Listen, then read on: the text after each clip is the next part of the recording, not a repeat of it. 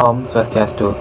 Kami dari kelompok 2 akan mempresentasikan materi mengenai analisis lingkungan eksternal.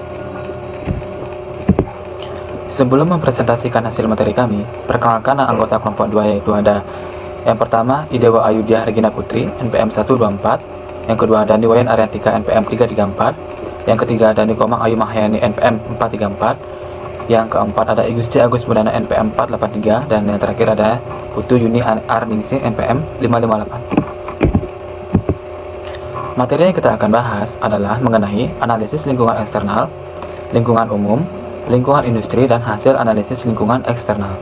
Baik, saya Dewa Ayudhya Regina Putri. Di sini yang pertama saya akan menjelaskan tentang analisis lingkungan eksternal. Pengertian dari lingkungan eksternal. Lingkungan adalah suatu kekuatan atau sesuatu kondisi, keadaan, suatu peristiwa yang saling berhubungan. Lingkungan eksternal bisa dikatakan sebagai komponen-komponen atau variabel lingkungan yang berada atau berasal dari luar organisasi atau perusahaan. Tujuan dari analisis lingkungan eksternal. Tujuan dari dilakukannya analisis lingkungan eksternal itu dari antara lain yang pertama adalah meningkatkan kepedulian manajerial terhadap perubahan lingkungan. Yang kedua, meningkatkan pengertian terhadap industri dan pasar.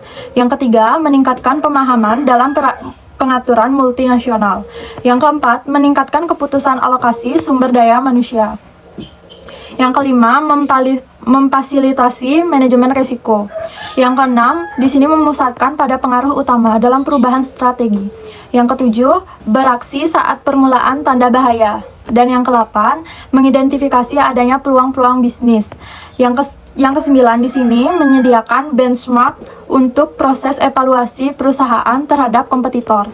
Yang kesepuluh, membantu perusahaan dalam menemukan keunggulan kompetitif. Dan yang terakhir, mendorong pembelajaran dari kompetisi. Sekian presentasi dari saya akan dilanjutkan oleh teman saya. Terima kasih. Perkenalkan, nama saya Nuwayan Ariantika, NPM 334, akan melanjutkan presentasi dari teman saya. 4 komponen dalam analisis lingkungan eksternal terdiri dari pertama yaitu pemindaian atau scanning. Pemindaian atau scanning merupakan suatu usaha untuk melihat seluruh segmen yang ada di dalam lingkungan. Yang kedua yaitu ada pengawasan atau monitoring. Pada saat melakukan monitoring atau pengawasan, para analis mengamati perubahan lingkungan untuk melihat kebenaran apakah sebenarnya suatu kecenderungan sedang berkembang. Yang ketiga, ada peramalan atau forecasting. Pada peramalan atau forecasting, para analis mengembangkan proyek-proyek yang layak tentang apa yang terjadi dan seberapa cepat perubahan dan tren-tren terjadi. Dan yang terakhir yaitu ada penilaian atau assessing. Tujuan dari penilaian atau assessing adalah untuk menentukan waktu signifikansi efek-efek dari perubahan dan tren-tren lingkungan terhadap manajemen strategis pada suatu perusahaan. Kemudian, ada lingkungan umum. Pengertian dari lingkungan umum. Lingkungan umum adalah sekumpulan segmen atau elemen-elemen dalam masyarakat yang lebih luas yang dapat memengaruhi suatu industri dan perusahaan-perusahaan yang ada di dalamnya. Terima kasih. Perkenalkan, nama saya Nikoma Ayu Mahyani, NPM 434. Di sini saya akan melanjutkan presentasi dari teman saya. Yang selanjutnya itu segmen lingkungan umum. Terdapat 6 segmen lingkungan umum. Yang pertama yaitu segmen demografis. Segmen demografis berkaitan dengan ukuran populasi, struktur usia, distribusi geografis, bauran etnik, dan distribusi pendapatan. Yang kedua yaitu segmen ekonomi. Kesehatan perekonomian suatu bangsa mempengaruhi kinerja perusahaan individual dan industri. Karena hal ini, perusahaan mempelajari lingkungan ekonomi untuk mengidentifikasi perubahan, tren-tren, dan implikasi strateginya. Berikut elemen dalam segmen ekonomi. Yang pertama yaitu tingkat inflasi, yang kedua yaitu tingkat kepentingan, yang ketiga yaitu defisit atau surplus perdagangan, yang keempat yaitu defisit atau surplus anggaran, yang kelima yaitu tingkat tabungan personal, yang keenam yaitu tingkat tabungan bisnis, dan yang terakhir yaitu produk domestik bruto. Yang ketiga yaitu segmen politik atau hukum, merupakan suatu arena di mana organisasi dan kelompok-kelompok yang berkepentingan bersaing untuk sumber daya yang diinginkan. Dan terdapat pengawasan terhadap badan-badan hukum dan undang-undang yang mengatur interaksi di antara sumber daya. Adapun elemen-elemen dalam segmen politik atau hukum diantaranya yang pertama yaitu hukum antitrust, yang kedua hukum pajak, yang ketiga yaitu filosofi deregulasi, yang keempat yaitu hukum pelatihan tenaga kerja, dan yang terakhir yaitu filosofi dan kebijakan pendidikan. Yang keempat yaitu segmen sosiokultural. Segmen sosiokultural berkaitan dengan sikap-sikap dan nilai kultural suatu masyarakat, karena sikap dan nilai-nilai tersebut dapat membentuk fondasi suatu masyarakat. Beberapa elemen yang ada dalam segmen ini yaitu yang pertama, perempuan sebagai tenaga kerja, yang kedua, keberagaman tenaga kerja, yang ketiga yaitu sikap terhadap kualitas hidup bekerja, yang keempat yaitu sikap terhadap lingkungan, yang kelima, penggerakan pilihan dan karir, yang keenam yaitu penggerakan pilihan berkaitan dengan karakteristik produk dan jasa. Sekian presentasi dari saya, akan dilanjutkan oleh teman saya. Saya Gusti Agus Menana, NPM 483 akan melanjutkan presentasi segmen teknologi.